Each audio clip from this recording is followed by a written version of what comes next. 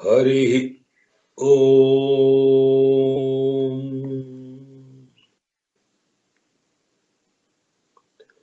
అస్మద్గురుభ్యో నమః. శ్రీమతే రామానుజాయ నమః. శ్రీమన్నారాయణ శరణౌ శరణం ప్రపద్యే. శ్రీమతే నారాయణాయ నమః.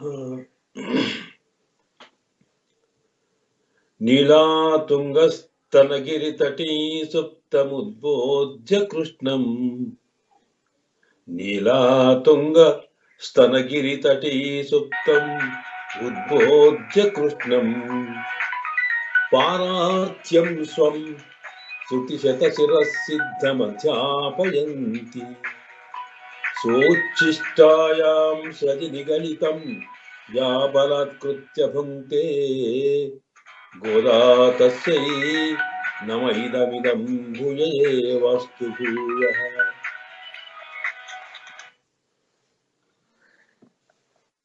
ஆண்டாள் திவ்ய திருவடிகளே சரணம். సమస్త పరివారాయ సర్వ దివ్య మంగళ విగ్రహాయ శ్రీభూ నీలా సహితాయ శ్రీమతే నారాయణాయ నమః. தூமணி மாடத்து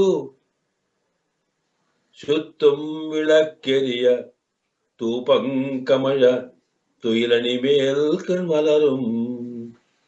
தூமணி மாடத்து சுத்தும் விளக்கெரிய தூபங்கமழ துயிலணி மேல் கண்வலரும்.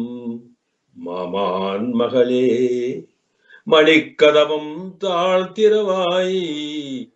மாமீர் அவளை எழுப்பீரோ. உன் மகள் தான் ஊமையோ அன்றிச் செகுடோ அனந்தலோ. ஏம பெருந்துயல் மந்திரப்பட்டாடோ. மாமாயன் மாதவன் வைகுந்தன் என்றென்று நாமம் பலவும் நவின்று. ஏதோரெம்பாவாய். தூமணி மாடத்து சுற்றும் விளக்கெரிய தூபங்கமழ துயிலணி மேல் கண்வலரும். மாமான் மகளே மணிக்கதவம் தாழ்த்திரவாய். மாமீர் அவளை எழுப்பீரோ. உன் மகள் தான் உமையோ அன்றி செகுடோ அனந்தலோ. ஏம பெருந்துயல் மந்திரப்பட்டாளோ.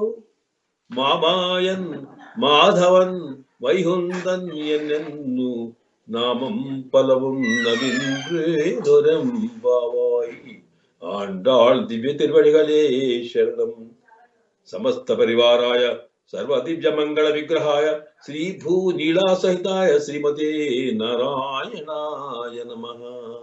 హరి ఓం. పరమ పూజ్య భాగవతోత్తములారా, ఈనాడు మనం ఆండాళ్ తల్లి కృప చేసిన తిరుప్పావై దివ్య ప్రబంధంలో 9వ పాశరం యొక్క వైభవాన్ని సేవించబోతున్నాం. కృష్ణ భగవానుని దర్శనం కోసం బయలుదేరిన రేపల్లెలోని గోపికలంతా కూడా తమతో పాటు తమలో అంతకుముందు చేరకుండా ఉన్నటువంటి కృష్ణ భగవానునికి అత్యంతమైన ప్రియమైనటువంటి 10 మంది గోపికలను కూడా తమలో చేర్చుకొని వారిని ముందుంచుకొని వారి పురుషకారంతో వారి మార్గదర్శకత్వంలో స్వామిని సేవించుకోవాలి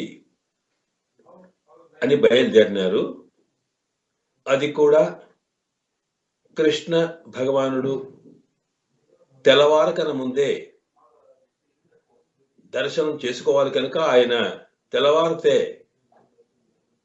తాను పశువుల వెంబడి పోతాడు కనుక ఆ తెల్లవారి లోపలే స్వామిని సేవించుకోవాలి అనే నిర్ణయంతో ముందుకెళ్తున్నారు గోపికలంతా. అలా వాళ్ళు తమలో అంతదాకా చేరినటువంటి గోపికల్లో కొందరిని ప్రార్థించి వారిని మేలుకొల్పి వారి అనుగ్రహం పొంది తమలోకి చేర్చుకున్నారు. అలాగా చేరిన వారు ఇప్పటికీ 6, 7, 8 ముగ్గురైపోయినారు. 9వ గోపిక ఇంటి ముందుకు చేరుకున్నారు వీళ్ళు. అంటే 9వ పాశురంలో 4వ గోపిక ఇంటి ముందుకు చేరుకున్నారు అన్నమాట. ఆ 4వ గోపిక అదొక విశేషమైనటువంటి పరమాత్మ కృపను పొందినటువంటి గోపిక. ఇప్పటిదాకా తాము సేవించిన గోపికల కన్నా ఈ గోపిక అత్యంతమైనటువంటి శ్రీమంతురాలు. శ్రీమంతం అంటే కేవలం భౌతికమైన సంపత్తు కలిగి ఉండడమే కాదు, భగవత్ కైంకర్యమును గొప్ప శ్రీమంతంగా భావిస్తాం మన సంప్రదాయంలో. అందువల్లనే అడవికి రాముడి వెంబడి వెళ్ళిన లక్ష్మణుడు స్వామి సేవ చేయడం కోసం తాను వెంబడి ఏదో పార, పలుగు ఇవి పట్టుకొని పోయినాడు తప్ప ఆయన దగ్గర మరేం లేదు. అయినా ఆ పరమాత్మని, ఆ రాముని సేవించే లక్ష్మణుని వాల్మీకుల వారు లక్ష్మణో లక్ష్మి సంపన్న అని పిలిచినాడు.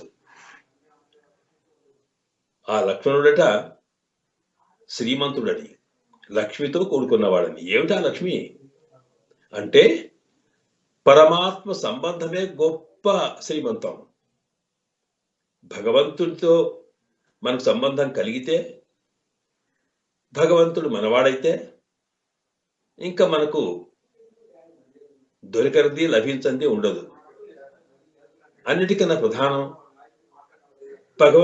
పరమాత్మకి సంతోషాన్ని కలగజేస్తూ ఆనందాన్ని కలగజేసే సేవా కైంకర్యం ఉందే, అది గొప్ప శ్రీమంతమట. అలాంటి శ్రీమంతాన్ని పొందినది గోపిక ఈవిడ. కనుక ఒకవైపు భగవత్ కృప వల్ల కృష్ణ భగవానుని యొక్క దివ్య ప్రేమ వల్ల భౌతిక సంపత్తు లభించింది ఆవికి. దాంతోపాటు కృష్ణ అనుభవ ఆనందం కూడా దొరికింది. అందువల్ల ఆమె తన ఇంటి నుంచి కదలకుండా ఇంటిలోనే పడుకొని పరమాత్మ తత్వాన్ని అనుభవిస్తుంది అన్నమాట. ఆమెకు ఒక విశ్వాసం, పరమాత్మను మనం నమ్ముకున్నప్పుడు, ఆయననే మనకు సర్వస్వం అనుకున్నప్పుడు, సకల భారములు పరమాత్మ మీద వేసినప్పుడు ఇంకా మనము చేయవలసింది ఏమీ లేదు, అన్నీ ఆయననే చూసుకుంటాడు. మనల్ని రక్షించవలసిన బాధ్యత అతనిది. ఎందుకొరకంటే ఆయన మన అందరికీ సృష్టి స్థితి లయములకు మూలకారకుడు కనుక, పరమాత్మ సకల జీవులకు తాను యజమాని స్వామి కనుక, జీవులంతా ఆయన సొత్తు కనుక తన సొత్తును తానే రక్షించుకోవలసిన బాధ్యత యజమానిది ఉంటుంది కదా. కనుక స్వామి అయిన పరమాత్మనే తను రక్షించాలి. రక్షించడం, కాపాడడం అంటే అర్థం ఏంటి? మన సంప్రదాయంలో మనకు ఏది వద్దు అనుకుంటామో దాన్ని తీసేయడం, ఏది కావాలని అనుకుంటామో అది ఇవ్వడం. కనుక ఇలా మనకు అవసరమైనవి ఇచ్చి మనకు నష్టాన్ని కలగజేసేవాడు తీసేసి ఇలా ఉండడమే కాపాడడం అంటాం. కనుక సామాన్యంగా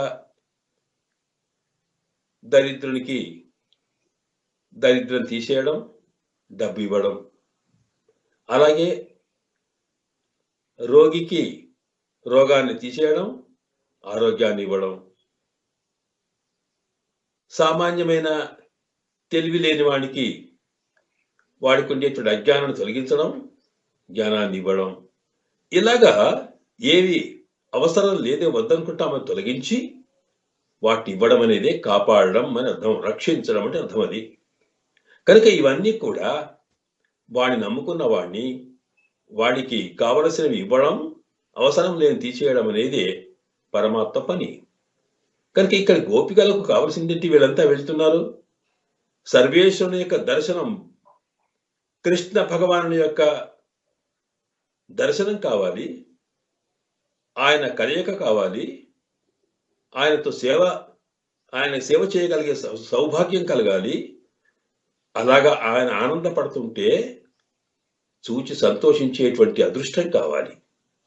ఇది గోపికలు కోరుకున్నారు.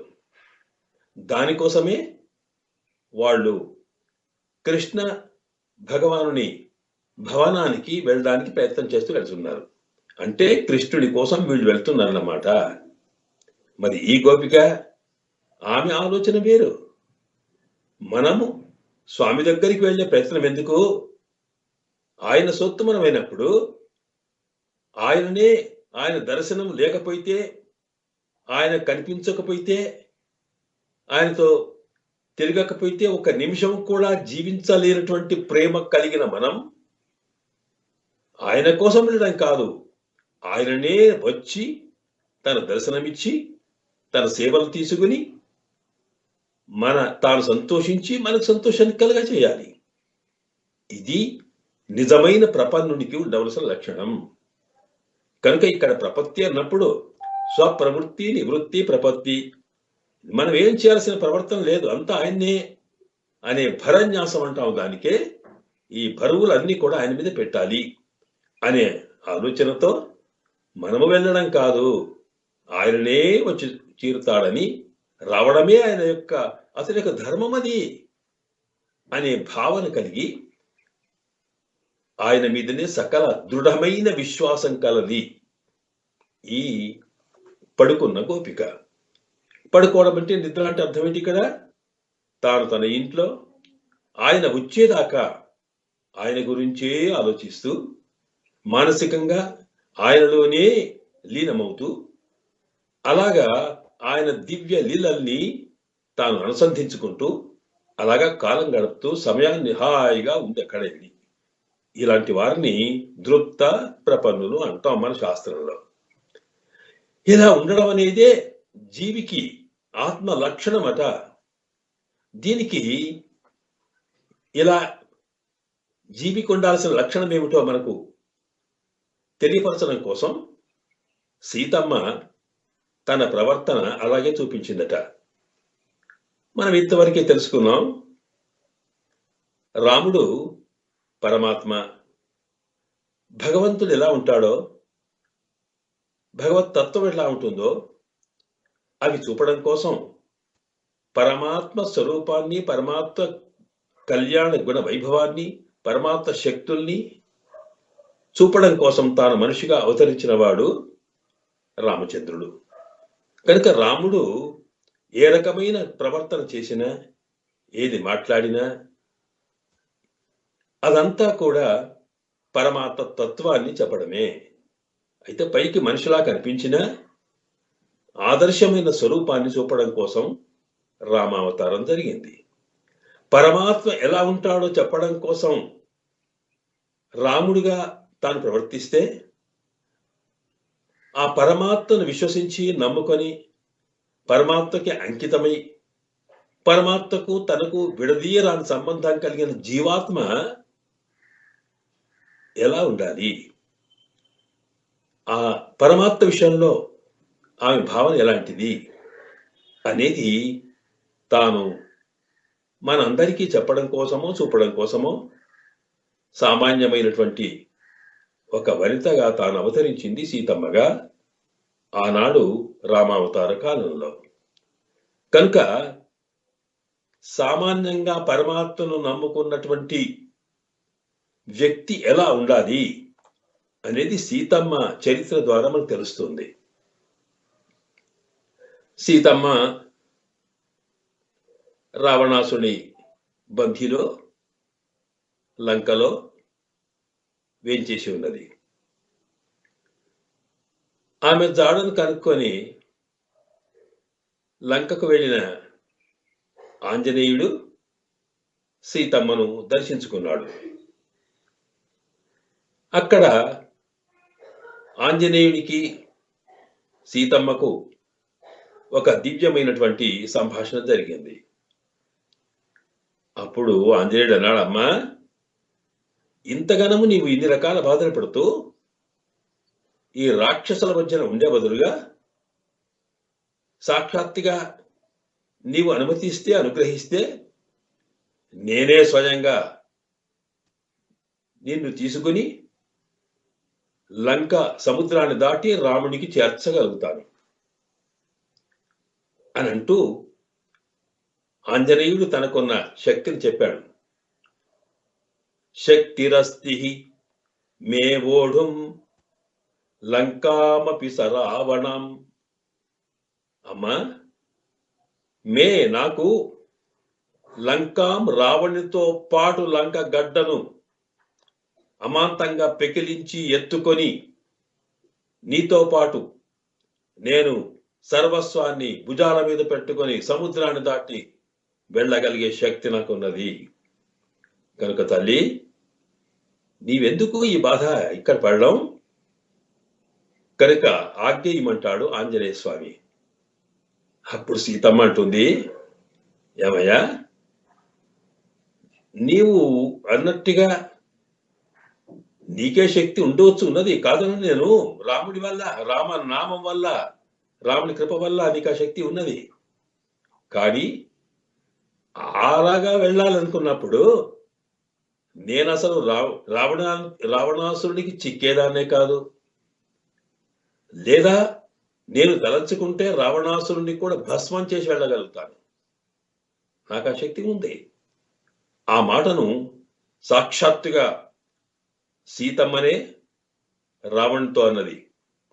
రావణ, నువ్వు ఇన్ని రకాల మాట్లాడుతున్నావయ్యా, కానీ నేను తలుచుకుంటే రావణ దశగ్రీవ భస్మార్హ తేజస, నేను నిన్ను నాకున్న తేజస్సుతో భస్మంగా పూర్తిగా కాల్చి బూడిద చేయగలుగుతాను. కానీ ఆ శక్తిని ఉపయోగించేటువంటి అధికారం నాకు లేదు. ఎందుకంటే నేను రామునికి పరతంత్రురాలను. రాముడి ఆజ్ఞ లేనిది ఏ పని చేయడానికి వీలు లేదు. కనుక ఆ పని చేయలేకపోతున్నానంది సాక్షాత్తుగా రావణాసుడితో. అంతటి శక్తి సంపన్నురాలైన సీతమ్మను ఆంజనేయ స్వామి తాను తీసుకెళ్తానంటే ఆమె ఎట్లా అంగీకరిస్తుంది? అప్పుడు అంటుంది ఆవిడ, ఇదిగో ఆంజనేయ, నువ్వు వెళ్ళేటప్పుడు ఒక మాట చెప్పు రాముడికి. ఏంటంటే, నేను ఇక్కడి నుంచి లంక నుండి విడిపడి రాముని చేరుకోవాలంటే రాముడే స్వయంగా వచ్చి నన్ను తీసుకెళ్ళాలి అని అంటూ, ఉట్టిగా రావడం కాదట, శరైస్తు సంకులాంకృత్వ, శరైస్తు సంకులాంకృత్వ రామో పరబలార్దన, శరైస్తు సంకులంకృత్వ రామో పరబలార్దన మాం నయేద్యతి కాకుస్తః తత్తస్య సదృశం భవేత్. ఈ మాట చెప్పవయ్యా ఆంజనేయ, రామునికి చెప్పు. శరైస్తు సంకులంకృత్వ, తాను స్వయంగా వచ్చి తన వీరత్వాన్ని చూపించి రాముడు రామో పరబలార్దన. ఆయన నిజానికి పేరు రాముడు. రాముడంటే రమయతి ఇది రామః అని, రమంతే యత్ర యోగినః రామః అని. అంటే ఆయన తన దివ్య మంగళ విగ్రహ సౌందర్యం వల్ల, తన యొక్క దివ్య చరిత్ర వల్ల, తన పరాక్రమం వల్ల సేవించే వాళ్ళందరినీ కూడా ఆనందాన్ని మనసును కలగజేసే స్వభావం కలవాడు రాముడు. యోగులంతా స్వామిని మనసులో దర్శించుకుని ఆనందపడతారట. ఇలాగా అడుగడుగున జ్ఞానిని అజ్ఞానిని, ఋషులను సామాన్యులను అందరినీ కూడా ఆనందపరచగలిగేటువంటి రాముడు నాడే. ఆ రాముడు పరబలార్దన. శత్రువులు ఉంటారే, ఆ శత్రువుల బలాన్ని నాశనం చేసి అందరినీ కూడా మొత్తం కూడా ముక్కలు ముక్కలు చేయగలిగేటువంటి సర్వశక్తివంతుడు రామచంద్రుడు. ఆ రాముడు తానే స్వయంగా వచ్చి శరయిస్తూ సంకులం కృత్వా లంకాం, ఈ మొత్తం లంకలో తాను వచ్చి తన వీరత్వాన్ని ప్రదర్శిస్తూ తన బాణాల చేత మొత్తం లంకంతా కూడా రామ బాణాలతో నిండేట్టుగా తన పరాక్రమం చూపించేసి సకల రాక్షస వధ చేసి మాంన ఏద్యతి కాకుస్తః. ఇది కకుస్తుడు అనే మహాచక్రవర్తి యొక్క వంశంలో పుట్టినవాడు కనుక, వాళ్ళంతా కూడా వీరుడు కనుక, ఆ వంశానికి తగినటువంటి తన శక్తిని చూపించి మాంన ఏద్యతి, ఒకవేళ నన్ను తీసుకెళ్తే అది తస్య సదృశం భవేత్. తస్య సదృశం భవేత్. తత్ అంటే అలా చేసి నన్ను తీసుకెళ్తే ఆయనకు తగినది. కానీ ఇలా నేను వెళ్ళడం కాదు, వెళ్ళగలిగే శక్తి నాకున్నా. ఒకళ్ళు వెళ్తే ఏమంటారు? సీతమ్మ వెళ్ళిందంటే పాపము ఆ సీతమ్మని ఎవడో ఎత్తుకపోతూ ఉంటే కాపాడుకోలేదు రాముడు. పోయిన భార్యను తెచ్చుకునే శక్తి లేని వాడు రాముడు అని రాముడికి అపకీర్తి వస్తే అది ఏమవుతుంది? అది నాకే బాధ కలిగించేది. ఏ ధర్మపత్ని అయినా తన భర్త వీరుడు కావాలని, తన భర్త కీర్తివంతుడు కావాలని, తన భర్త శ్రీమంతుడు కావాలని, అలాగా తనకన్నా తన భర్తను లోకమంతా కూడా కీర్తిస్తూ ఉంటే ఆనందించడమే ధర్మపత్ని ఉండే స్వభావం. కనుక నాకెన్ని శక్తులున్నా ఒకవేళ ఆయనకు అపకీర్తి వస్తే అది ఏం లాభం కనుక, అలా కాకుండా రాముడే స్వయంగా వచ్చి లంకనంతా కూడా తాను మట్టుపెట్టి నన్ను తీసుకెళ్తే అది సహజము. కనుక అప్పటిదాకా నేను రాను. ఎందుకనకంటే రాముడికి నేను పరతంత్రురాలు, తీసుకుపోవలసిన బాధ్యత అతనిది, నేను అతని సొత్తును అని అంటూ సీతమ్మ ఆంజనేయ స్వామికి తాను చెప్పి రాముడికి పంపింది అని రామాయణం చెబుతూ ఉంది. అంటే ఇక్కడ సీతమ్మ ఆత్మ స్వరూపాన్ని చెప్పడం కోసం అవతరించిందని విన్నామే.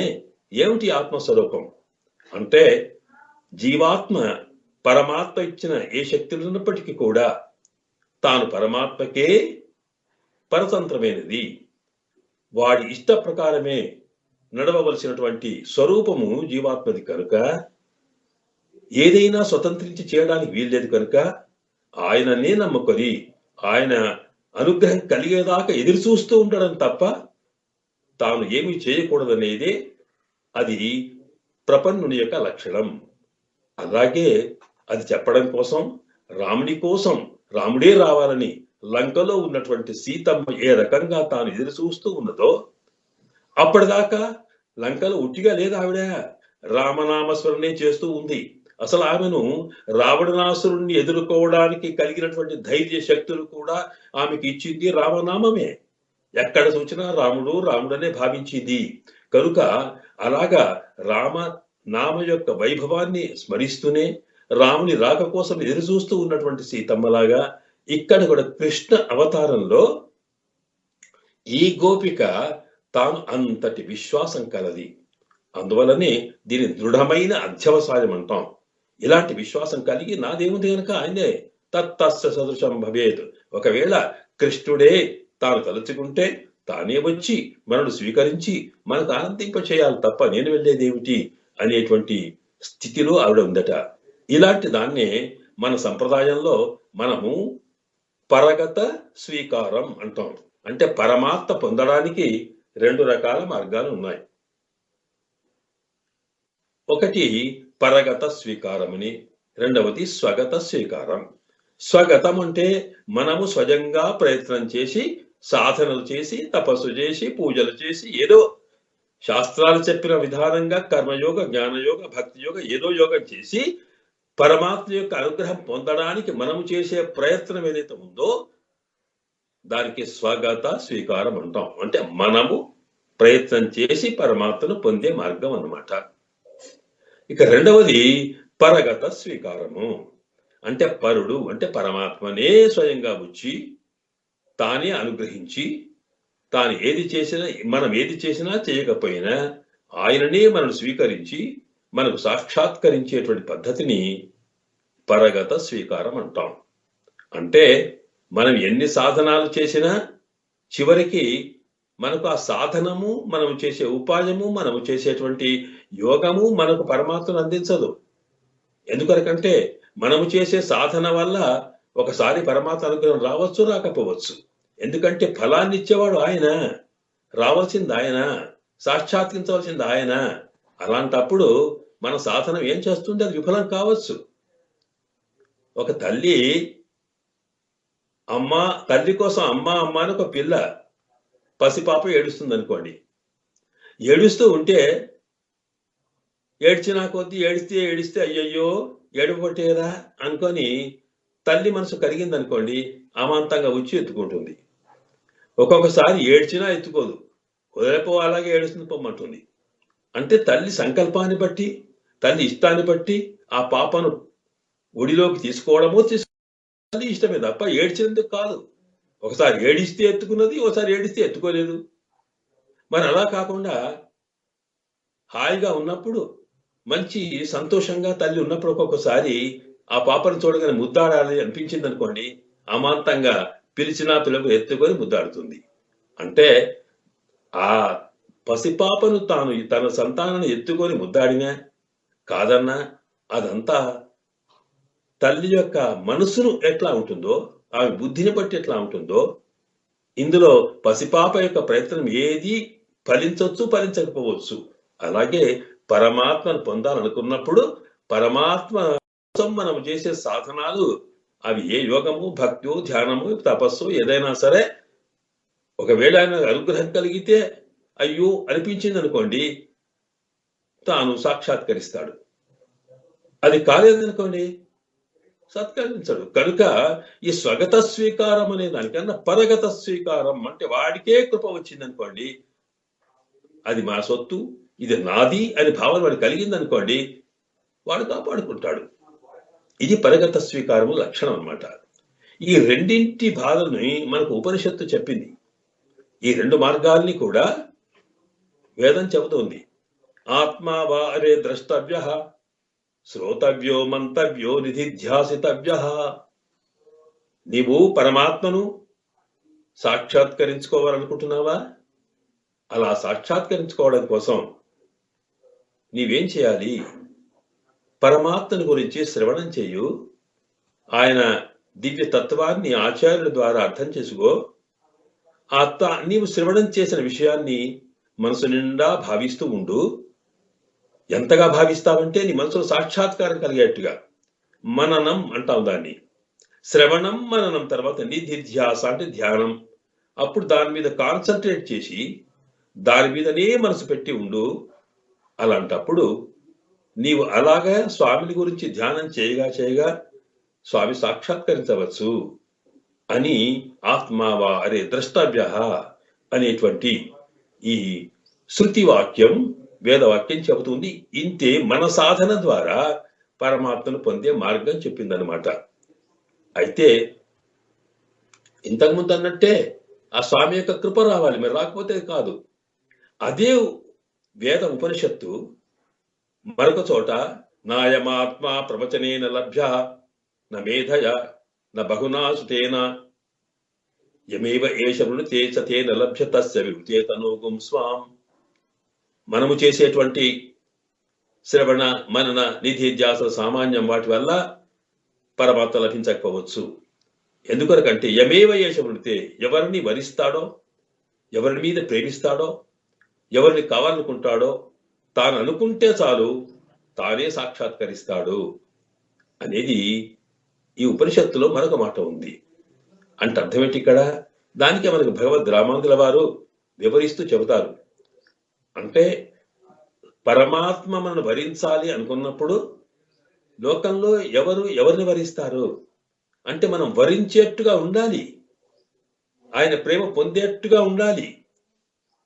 ఉన్నప్పుడే ఆయన మనం వరిస్తాడు. కనుక మనము చేసేటువంటి శ్రవణ మన నిధిధ్యాసలు ఏవైతే ఉన్నావో అవి ఆయన మీద ప్రేమపూర్వకంగా ఆయన ఆనందం కోసము మనం చేస్తే పరమాత్మ తానే సాక్షాత్కరిస్తాడు అనేటువంటి అర్థాన్ని కూడా మన భగవద్ రామానుజుల వారు ఈ శృతి వాక్యానికి వివరణ ఇస్తూ కృప చేశారన్నమాట.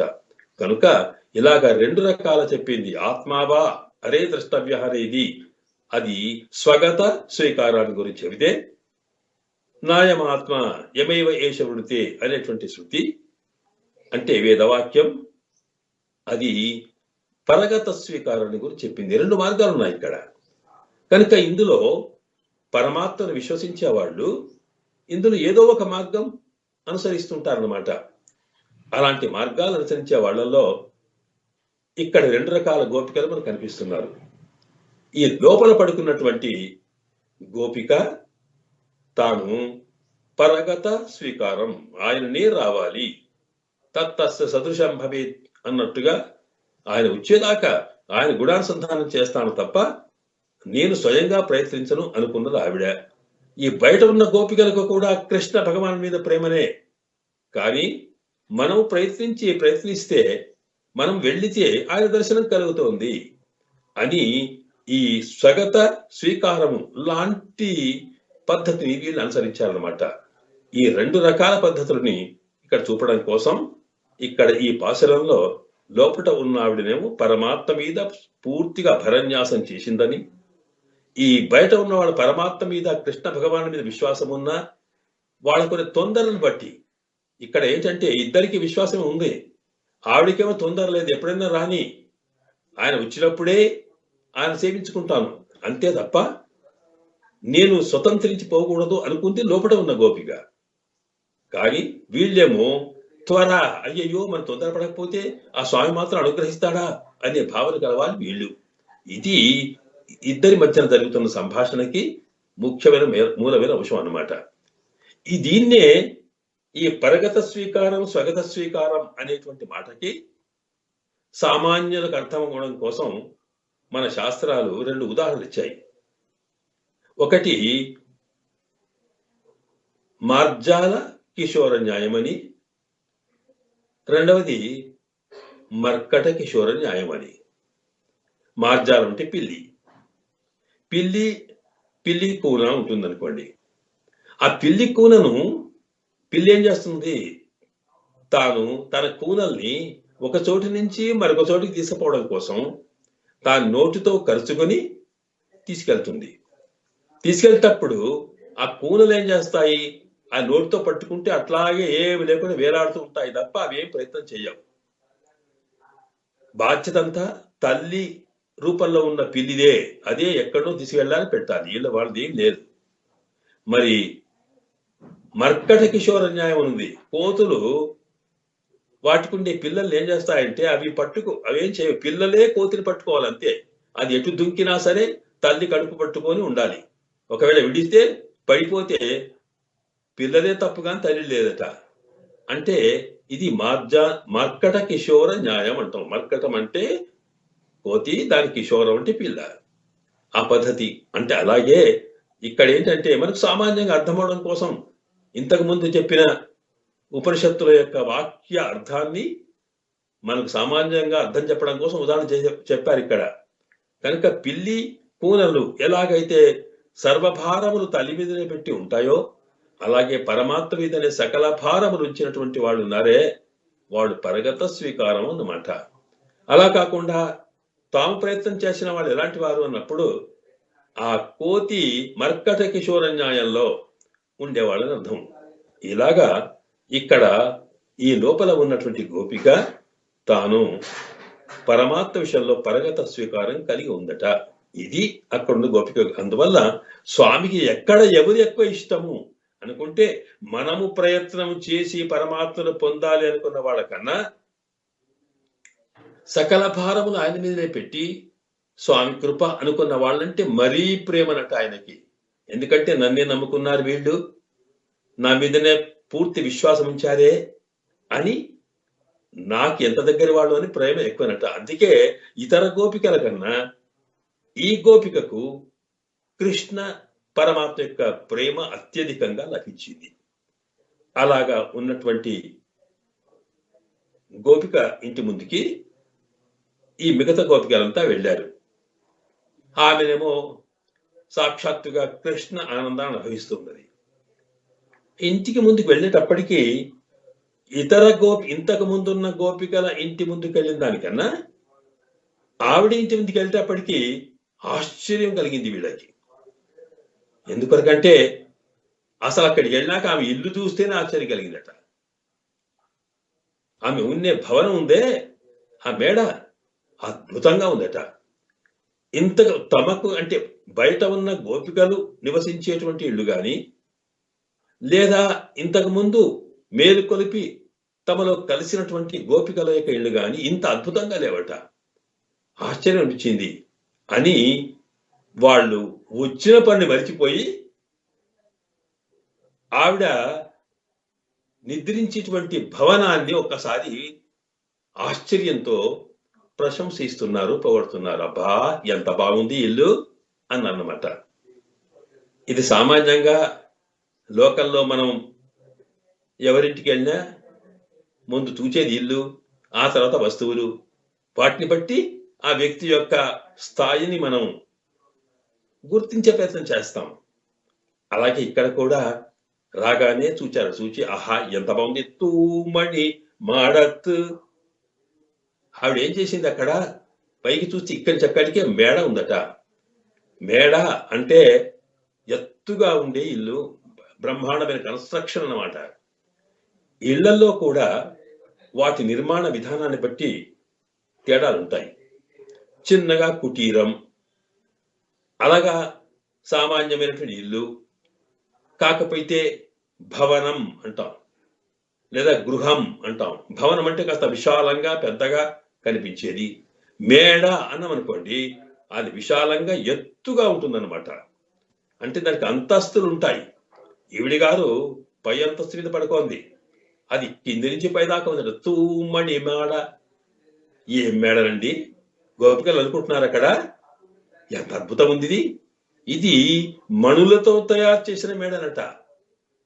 అన్ని మణులే. అంటే అక్కడ ఇంకా వేరే మట్టి లేదా ఇంకేదో సిమెంట్ లాంటివి లేవు. ఆశ్చర్యం, ఎన్ని మణులు. ఆ మణులు కూడా ఎట్లా అంటే తూమణి అంటే పవిత్రమైన మణి, అంటే అంత పరిశుద్ధమైన మట. వాస్తవానికి అటువంటి మణులు ఎక్కడ దొరకవు, ఇక్కడ అక్కడ కాదు, అసలు ఈ లోకంలోనే దొరికేటువంటి స్థితి లేవట. అవేవో ప్రత్యేకంగా స్పెషల్ గా తయారైన మణులు లాంటివట. ఆ మేడ కడితే ఆ మేడ ఎంత నున్నగా ఉందంటే గోడలన్నీ కూడా అసలు ఎక్కడ ఏ మణి దేనితో అతికించబడదో లేదు. ఇక్కడి చక్క పై నుంచి కింది దాకా కూడా అద్దంలాగా మెరుస్తూ చకచక చకచక మెరుస్తూ ఉన్నదట. ఎంత ఆశ్చర్యం అనిపించింది. అందువల్ల తూమణి అన్నారు. మనం సాధారణంగా మణులు మనకు దొరుకుతాయి, మణులతో మనం కట్టుకోవచ్చు, వజ్రాలు మణులు. కానీ అవి ఎక్కడుంటాయి? మట్టిలో నుంచో తవ్వితే తెస్తాం. వాటికి మలినం అంటి ఉంటుంది, మట్టి అంటి ఉంటుంది. వాటిని శుభ్రం చేసుకుని ఆ తర్వాత వాటిని మనం ధరిస్తాం. కానీ ఇవి ఎలా కాదు, అసలు వీటికి ఏ రకమైన మలినమే లేదట. ఎంత స్వచ్ఛమైనవో, ఎక్కడ దొరికినవో అని ఒక గోపిక అంటూ ఉంటే, మరొక గోపిక అందట ఇదంతా ఏమిటనుకుంటున్నావు నువ్వు, ఈవిడికి ఎక్కడిది అసలు? ఆ కృష్ణుడు ఉన్నాడే, కృష్ణ భగవానుడే ఎక్కడి నుంచో తెచ్చి ఇచ్చి ఉంటాడు. చూచావా? అందరికన్నా ఎక్కువ ప్రేమ ఈమె మీద. ఎక్కువ ప్రేమ ఉంది కనుక తన దగ్గర ఉన్న సంపత్తునంతా కూడా తాను ఈవిడికి ఇచ్చాడేమో. అందువల్ల ఇంత పెద్ద భవనం, ఇంత అందమైన భవనం కట్టిందే అని అనుకొని నిజంగా ఈవిడ ఎంత అదృష్టవంతురాలు అని అనుకొని ఆ మేడను చూస్తేనే అది సామాన్యమైనటువంటి లౌకికానికి అతీతమైన అద్భుతమైన స్థితి కనిపించినప్పుడు ఇది భగవత్ కృప వల్ల పరమాత్మ మాత్రమే ఇచ్చినది కనుక, పరమాత్మ అంటే కృష్ణుడే కనుక ఆ కృష్ణుడు ఇచ్చినటువంటి సంపత్తు ఎంత గొప్పదో. ఎందుకు ఇస్తాడు ఆయన? ఎంత ప్రేమ ఉంటే ఇస్తాడు ఆయన. కనుక కృష్ణుడి యొక్క సర్వ ప్రేమను దోచుకున్నటువంటి తల్లి ఈవిడ అనే భావనతో తూమణి మేడ అన్నారు.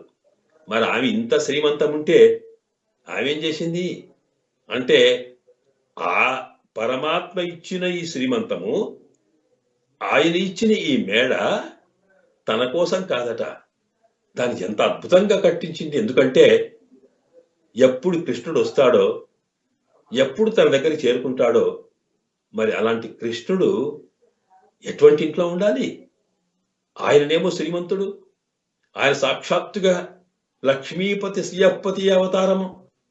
మరి అలాంటి వాడిని ఏదో కుటీరంలో ఉంచితే ఎట్లాగా? కనుక ఆయన ఇచ్చినటువంటి, ఆయన అనుగ్రహంతో పొందినటువంటి ఈ సంపత్తంతా కూడా ఆయన నివాసంగా ఉంచాలి అనే ఉద్దేశంతో మాత్రమే తాను అద్భుతమైనటువంటి భవన నిర్మాణం, మేడ నిర్మాణం చేయించిందట. తూమణి అనే దానికి ఇక్కడ మేడత్ అంటే అర్థం ఏంటి? ఇక్కడ పరమాత్మ ఇచ్చినటువంటి సిరి సంపదలు, వాడి అనుగ్రహంతో మనం ఎన్ని పొందినా ఆ సిరి సంపదల్ని ప్రధానంగా మన వైభవం కోసం కాకుండా ముందుగా భగవంతుని యొక్క, పరమాత్మ యొక్క ఆరాధన రూపకంగా వాటిని వాడాలి అనేదే ఈ సందేశం మనకు ఆండాళ్ తల్లి బదలుచుకున్నది. సాధారణంగా మనము ఇల్లు కట్టుకుంటాం, అద్భుతమైనటువంటి నిర్మాణం చేయాలని అనుకుంటాం, దానికి ఎంతో పెట్టుబడి పెడతాం. ఇన్ని చేసినప్పుడు ఇంటి కోసం వేసే ప్లాన్లో అన్నీ చేసి చివరికి దేవుని గది అనేటప్పటికీ ఇందులో చాలే అనిపిస్తుంది. డైనింగ్ హాల్ పెద్దగా ఉండాలి, అలాగే రిసెప్షన్ అందరు వచ్చేవాళ్ళు కూర్చుండే హాల్ పెద్దగా ఉండాలి, అన్ని బాగానే ఉంటాయి. కానీ ఎక్కడో ఇంత స్థలం మిగిలితే అది పూజా మందిరం ప్లాన్ చేసేస్తాం మనం. అంటే మన వైభవం కన్నా మన యొక్క స్టేటస్ను మెయింటైన్ చేయడం కోసం పెట్టినంత దృష్టి పరమాత్మ విషయంలో పెట్టాం మనం. అలా అందరూ కాకపోవచ్చు. సాధారణంగా పూర్వంలో అయితే, ఇంకా ఈ రోజుల్లో మోడర్న్ డేస్ లో ప్రత్యేకంగా ఈ రోజుల్లోనేమో కాస్త పూజా మందిరం ఒకటి పెడుతున్నారు. పూర్వంలో అది కూడా లేదు. ఆ వంటుకునే ఇంట్లోనే ఏదో గూట్లోనే చిన్న విగ్రహం పెట్టి పెట్టేస్తారు.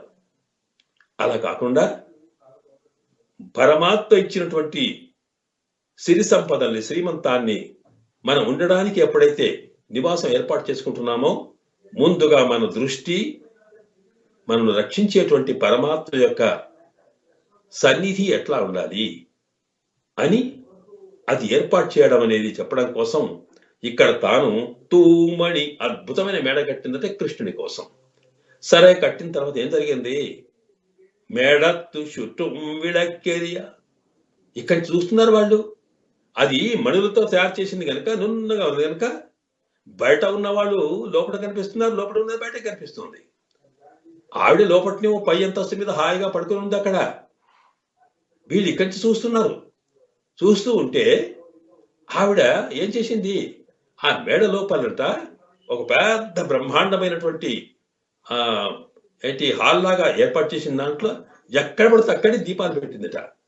చుట్టూ విళక్ ఏరియా చుట్టూ కూడా ఆ దీపాలంటే ఏంటి? ఆ దీపాలు పెట్టే పరమాత్ముడి యొక్క పూజలో పెట్టే దీపాలు ఎట్లా ఉండాలి అనేది కూడా మనకి ఇక్కడ చెబుతుంది. మనం సామాన్యంగా దేవునికి దీపం పెట్టాలి అనుకుంటాం. ఏం దీపం పెడతాం? సాధారణంగా శాస్త్రాలేమో ఆవు నెయ్యితో పెడతాలి అంటాయి. కానీ అది కుదరకపోతే కాస్త నువ్వుల నూనె, అది లేకపోతే ఏదో పల్లి నూనె, ఇవి అవి కాకుండా మనం ఏం చేస్తాం? అందరం కాదనుకోండి, సాధారణంగా ఆలోచన విధానం. ఆ విధానంలో ఏముంటుంది అంటే, ఆ నూనెకు బదులుగా అన్ని రకాల లిస్టు వేసేటప్పుడు ఏదో పామాయిల్ లాంటిది సరిపోతుందిలే, దేవుని కోసం ఎంత చాలు అనిపిస్తుంది. అంటే మనం అనుభవించడానికి కావలసిన వస్తువులనేమో భోగ్యంగా చూస్తాం. అవి బ్రహ్మాండంగా మంచివి. పరమాత్మకు సంబంధించి వచ్చేటప్పటికీ అప్పుడు ఏం చేస్తాం? ఏదోలే అనుకుంటాం. అట్లా కాదట. ఆ దీపం ముట్టించిన ఎట్లా ఉండాలి అంటేనట, దీపం ఎక్కడుందో తెలియదట. ఆవిడ ఎలా ఏర్పాటు చేసే చొత్తుమ్మిడక్కెరియ, ఆ చుట్టూ ఆ కృష్ణ భగవానుడు వచ్చేటువంటి గదిలో అక్కడ దీపాలు పెడితే ఎక్కడొచ్చిన దీపం వెలుతురే కనిపిస్తుంది తప్ప ఏ దీపం ఎక్కడుందో తెలియదు. పోనీ అది చుట్టూ ఉందట. చుట్టూ ఎందుకు పెట్టింది అంటే, ఎక్కడ పడితే అక్కడే వెలుగు, ఎక్కడ పడితే అక్కడే మంగళ దీపాలు. అసలే మణులతో ఏర్పడినటువంటి భవనమైనప్పుడు, మణులు స్వయంగా కాంతి కలవైనప్పుడు, మణులే స్వయంగా వెలుగు ఉన్నప్పుడు ఇంకా దీపం ఎందుకు అనుకోలే. కారణం ఏమిటంటే, అవి మంగళ దీపాలు అంటాం. ఇవి భగవంతుని విషయంలో పెట్టేటువంటి పూజా మందిరంలో పెట్టేవి మంగళ దీపాలు. శుభం కోరుకు చేసేవి. పగలైనా సరే, రాత్రైనా సరే, చీకటిని తొలగించడం కోసం కాదు, ఆ స్వామి యొక్క దివ్య దర్శనం కలగడం కోసం పెట్టేవి.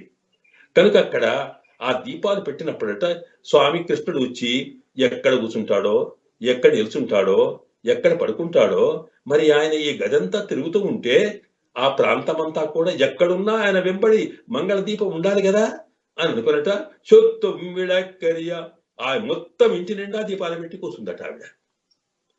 సరే, ఆ తర్వాత ఏం చేసి ధూపం కమజ, ఆ తర్వాత దాని గది నిండా కమ్మటి సుగంధాలు వ్యాపించేట్టుగా చేసింది.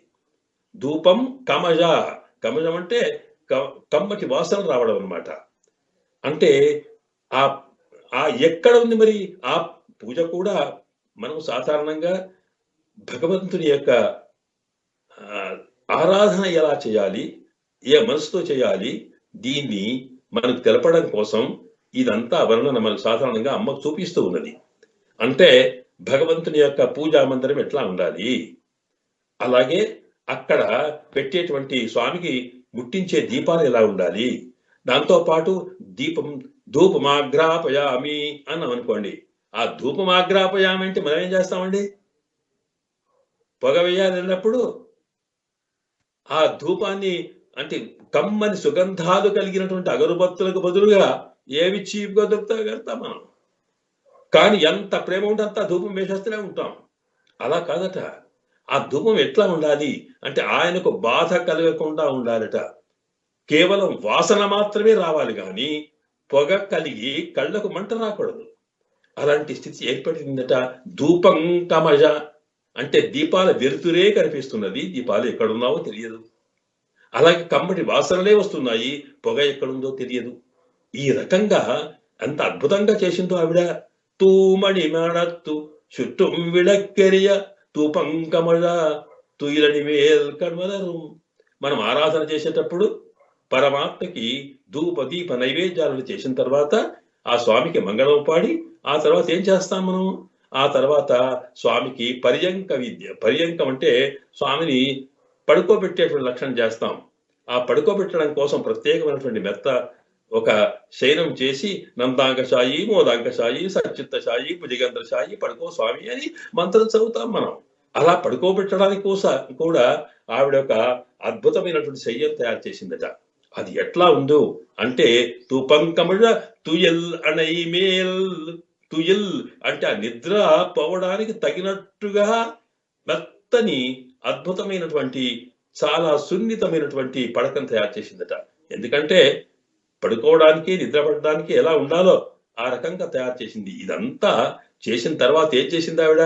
ఇవన్నీ దేనికోసం అంటే, కృష్ణుడు వస్తాడు, వచ్చినప్పుడు ఎప్పుడు వస్తాడో తెలియదు, ఆయన కోసం ఎదురు చూస్తూనే ఆయన వస్తే చేయవలసిన మర్యాదలు ఏమిటో, ఆయన వస్తే ఎలాగా అతనికి తాను సేవ చేయాలో, ఆయనకి ఎంత సుఖం కలగాలో, అవి ఇలా వస్తాడు అలా వస్తాడు అనుకొని తాను మనసు నిండా పెట్టుకొనిట మా కృష్ణుడు వస్తే ఇదిగో ఈ పొగ ఆయనకు బాధ కలగకూడదు. మా కృష్ణుడు వస్తే ఇదిగో ఈ దీపంలోని కాంతులు అద్భుతంగా ఉండాలి. మా కృష్ణుడు వస్తే ఇక్కడ తాను శయనించాడు అనుకోండి, అది ఎంత మెత్తగా ఉండాలో, అంటే తుజల్లనైమే నిద్ర హాయిగా పట్టుకోగలగాలి అని ఈ రకంగా అద్భుతమైన మేడ, ఆ మేడ లోపల పెద్ద హాలు, దాని మీద అద్భుతమైనటువంటి దివ్య కాంతులు, ఆ సుగంధాలు ఇవన్నీ కూడా ఏర్పాటు చేసి ఆ తర్వాత చక్కని శయ్యను తయారు చేసిందట. చేసిన తర్వాత ఒక్కసారి ఆయన కొరకు ఎదురు చూస్తూ దాని మీద నెమ్మదిగా అలా తాను మేను శరీరాన్ని వంచిందట. అంతే, ఆవిడకు నిద్ర పట్టేసింది. తుయిలనై మేల్ కన్వలరుం, కన్వలరుం అంటే కన్నులు మూసుకొని ఉందన్నమాట. కన్వలరం అంటే సామాన్యంగా నిద్రపోయినాం అనుకోకుండా పెద్దల గురించి మాట్లాడేటప్పుడు గౌరవనీయమైన మాటలు కావాలి కనుక శయనించినారు అని అర్థం అనమాట. కన్వలరుం నేత్రముతో చూసుకున్న అమ్మా అక్కడ పడుకున్నావా అంటూ, ఎంత అదృష్టం నీకు, హాయిగా వెలుతురు, హాయిగా మేమేమో చీకట్లు తిరుగుతూ బాధపడుతున్నాం. మాకు కృష్ణుని దర్శనం కావాలనుకుంటే ఇన్నాళ్ళు కూడా మనం ఎప్పుడో రాత్రుల్లో చీకట్లో వెళ్లి కలిసేవాళ్ళమే, కానీ పగలు వెళ్తే గోప వృద్ధులు ముసలివాళ్ళు ఒప్పుకునేవాళ్ళు కాదు. మేమేమో చీకట్లో స్వామిని జీవించే ప్రయత్నం చేస్తే నీవు ఎంత అదృష్టవంతురాలవు, చక్కగా వెలుతురు లోపల ఆ స్వామిని సేవించే ప్రయత్నం చేస్తున్నావే అని అనుకొని అని ఇక్కడి నుంచే పలుకుతున్నారట. కన్వలను పడుకుందట ఆవిడ. అంటే కృష్ణుడి కోసం వేసినటువంటి ఆ శయనంలో, ఆ పడకలో తాను పడుకుంది అంటే అర్థం ఏంటి ఇక్కడ అంటే, ఇక్కడ ఆమె ప్రేమ యొక్క పరాకాష్ఠ తెలుస్తుందన్నమాట. అతనికి అత్యంత ఎంత ప్రేమ పరమాత్మ మీద ఉందో తెలపడం కోసం. మనకు తెలుసు, రాముడు వచ్చినప్పుడు శబరిమాత ఆయనకు పళ్ళు ఆహారంగా నివేదన చేసేటప్పుడు తానే ఒకసారి కొరికి చూచి ఇచ్చిందని కథ చెబుతోంది. పద్మపురాణంలో ఆ విషయం ఉంది. అంటే అర్థం ఏమిటి, ఆ పళ్ళు ఏమైనా సరే ఒకవేళ పుల్లగా ఉంటే మా రాముడికి బాధ కలుగుతుందేమో, చేదుగా ఉంటే బాధపడతాడేమో, అలా కాకుండా నేను ముందు చూచి ఆయన సమర్పించాలనుకొని ఇది ఎంగిలి అనుకోకుండా ఆ రాముడి మీది ప్రేమతో శబరిమాత పళ్ళను పెట్టినట్టే మన గోదమ్మ తాను పరమాత్మకి పుష్పమాల సమర్పిస్తే ఆయన భుజాలకి, ఆయన తలకి ఏదైనా పుచ్చుకుంటుందేమో, అది ఎలా ఉంటుందో నేను ముందు ధరించుకొని ఆయన సమర్పిస్తానని ఎలాగా గోదమ్మ చూడి కొడుత్త రాచియారుగా మారిందో, అలాగే ఈ గోపిక కూడా మా స్వామి వచ్చి పడుకుంటే ఇది మెత్తగా ఉందా, ఆయన సున్నితమైన మృదువైన శరీరానికి ఒకవేళ ఏదైనా బాధ కలుగుతుందా అనుకొని తాను దాని మీద పడుకొని చూచిందట. ఆ చూచేటువంటి స్థితిలో కాస్త అలాగే కృష్ణ భగవాను యొక్క ధ్యానంలో మునిగిపోయింది, బయట ప్రపంచం మర్చిపోయింది. ఇది అక్కడ ఆమె ఉన్న స్థితి అన్నమాట. కనుక తూమణి మాడొత్తు శుత్తుం విళక్కెరియా తూపంకమళ తుయిలని మేల్ కన్మలరు. అందువల్ల అమ్మా నీవెంత అదృష్టవంతురాలవు, హాయిగా నిద్రపోతున్నావా అని యువతలు వచ్చి పాపం ఎంత చెప్పినా ఆవిడ పలకలేదు. పలకపోయేటప్పటికీ ఏం చేయాలో అటు ఇటు ఆలోచిస్తున్నారు. అప్పుడు అక్కడి నుంచి లోపలి నుంచి ఒక ఆవిడ ఎవరో పలికినట్టు అనిపించింది. ఎవరమ్మా, అంతగనం బయట నుంచి పాపం వాళ్ళు అంతగా పిలుస్తూ ఉంటే నిద్ర వెలుగు అమ్మా, తెలివి కాదా అని అన్నట్టుగా వినవచ్చి, ఓహోహో ఈమె ఎవరో ఉన్నారు ఇక్కడ. ఎవరున్నారు అంటే మామాన్ మగలే మణికథమం తాழ்తిరవ మామీర్ అవళై చెప్పీరో, మామీర్ అని పిలిచారట. ఓ అత్తగారు అన్నారట. వీరికి అత్తగారేంటి ఇక్కడ అంటే, ఇక్కడ ఏం జరిగింది, ఇక్కడ ఎవరు ఉంటారు అని అంటే, నిజంగా ఆవిడ ఈ పడుకున్నటువంటి గోపికకు కన్నతల్లే ఉంటుంది. ఎందుకొరకంటే ఈ గోపిక దగ్గరికి కృష్ణుడు ఇంకా రాలేదు. వస్తాడనుకున్నప్పుడు కృష్ణుడు ఎక్కడున్నాడు, కృష్ణుడు తన ఇంట్లో ఉన్నాడు. మరి తానెక్కడుంది, కృష్ణుడి కోసం ఎదురు చూస్తుంది. అంటే తాను తన తల్లిగారింట్లో ఉంది అని అర్థం అనమాట. అప్పుడు ఆ లోపల ఉంది ఎవరుంటారు, ఈవిడ తల్లి అయి ఉంటుంది అని అనుకొని ఆ తల్లిని పిలుస్తారు. అయితే ఏమిటి, ఈవిడకి ఏమిటి సామాన్యంగా ఈవిడను వదిన గారితో మరదలా అని పిలుస్తూ, ఎందుకంటే పరాచకాలు ఆడడానికి ఒక సంబంధం కావాలి కనుక ఈవిడేం చేస్తుంది, మా మామగారి కూతురా, మా అత్తగారి కూతురా అని పిలిచింది ఈవిడను. అందువల్ల ఆ పిలిచే ముందు చూచిన తర్వాత అమ్మా మామీర్ అత్తగారు అవళయ్య చెప్పీరో అని ఆవిడని ఇలాగానే పిలవండి అందట. మామాన్ మహలే అనే కన్నా ముందు అలా పిలవండి అని పిలిస్తే ఆవిడ పిలిచే ప్రయత్నం చేస్తుంది అక్కడ. ఆ చేసే ముందు చుట్టుమి టూపంకమళ తుగిలని మామాన్ మగలే మణిక్కదమంతాల్ తిరవాయ్ ముందు అడిగినారు. మామాన్ మహలే అని మా అత్తగారి కూతురా, మా మామగారి కూతురా, నీవు మేము రావాలనుకుంటున్నాం కానీ ఇది ఏమిటి, నీ భవనం అంతా మేడ అంతా కూడా మణులతో తయారు చేసి ఉందండి. ఎక్కడ చూసినా నున్నగా ఇక్కడ చూసేలా కనిపిస్తుంది. తలుపులు ఎక్కడున్నాయో తెలియదు, గొళ్ళాలు ఎక్కడ పెట్టినారో తెలియదు, మాకేం తెలియడం లేదు తల్లి. అందుకొరకు మీరే వచ్చి ఒకసారి తలుపు తీయండి అని అడిగింది. మామాన్ మహలే మణిక్కదబం మణులతో తయారు చేసినవి ఇవి. తాళ్తిరవాయ్ ఒకవేళ ఆ గొడ్డాన్ని తీసి మమ్మల్ని లోపలికి రానివ్వమ్మా అన్నారు. అన్నా కదలలేదు ఆవిడ. అప్పుడు ఈవిడ అన్నమాట, ఆ మాట మాట్లాడేపటికి అప్పుడు ఆమె చూసా మామీర్ అవడయ్య చెప్పారో, మేము పిలిస్తే లేవడం లేదు, దయచేసి మీరైనా లేపండి అనేటప్పటికీ ఆమె పిలిచింది, అయినా కదలదు. అప్పుడు ఏమైపోయింది, వీళ్ళకి ఆవేశం వచ్చేసింది. సామాన్యంగా మన ఆండాళ్ తల్లి శ్రీ సూక్తిలో ఆమె తత్వం మనకు స్పష్టం అవుతోంది. ఒక్కొక్కసారి తాను నెమ్మదిగా ప్రశాంతంగా అన్ని రకాల ప్రార్థిస్తుంది. ప్రార్థించిన తర్వాత ఒకవేళ అది కానప్పుడు ఆవేశం పెరుగుతోంది. ఇది సామాన్యమైన అద్భుతమైన భక్తులకు కలిగే ఆవేశం ఇది. అంటే తాము చేయాల్సిన ప్రయత్నం అంతా చేసినాక కూడా ఆ తీవ్రమైనటువంటి భక్తిలో తమను తాము మరిచిపోయే స్థితిలో ఆవేశంతో పలకడం అనేదే భక్తికి పరాకాష్ట. మనకు తెలుసు, మన భద్రాద్రి రాముని విషయంలో రామదాస్ ఏం చేశాడు, ఎంతో ప్రార్థిస్తే ఇన్ని రకాల శ్రమ పడితే చిట్ట చివరికి ఆయన తీసుకెళ్ళి జైల్లో పెడితే ఇన్ని కష్టాలు పెట్టినా రాముడు రాకపోతే, రామా ఏమయ్యా ఏమిటి నువ్వు, ఎవడబ్బా సొమ్మంటూ రామచంద్ర అని చెప్పాడే. ఇంతగా సేవ చేసినటువంటి రామదాసు రాముణ్ణి ఎవడబ్బా సొమ్మంటూ పిలిచాడే అంటే అర్థమేంటి, ఆవేశం అనేది ఎట్లా ఉంటుంది.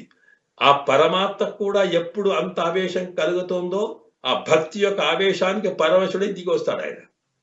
అలాగే వచ్చాడు రాముడు రామదాసును రక్షించడం కోసం. అట్లాగే ఇక్కడ కూడా ఆండాళ్ తల్లి ఉంటుంది, ఏమమ్మా ఇంతసేపు పిలిచినా పిలగలేదే, ఉన్మగల్తాన్ ఊమయో అందిచ్చగడో అనందలో ఏమ పెరుంతుయల్ మదిరప్పట్టాలో. ఏమైంది మీ ఆవిడికి, ఉన్మహల్ నీ కూతురున్నదే అన్నాడు.